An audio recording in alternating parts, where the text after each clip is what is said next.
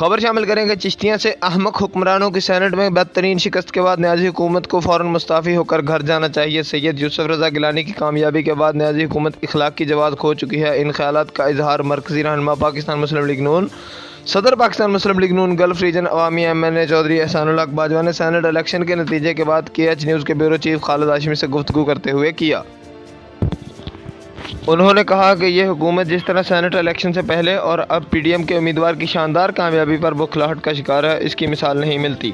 इस हुकूमत की मिसाल बैसाखियों के सहारे चलने वाले की बैसाखियों टूट जाने की है। एक सवाल के जवाब में उन्होंने कहा कि हम तवक्को करते हैं कि नाअहल वज़ीर आज़म फ़ौरन मुस्ताफ़ी होकर घर जाए। अगर ऐसा ना हुआ तो अगले मरहले में तहरीक अदम एतमाद करके इसको घर भेजा जाएगा।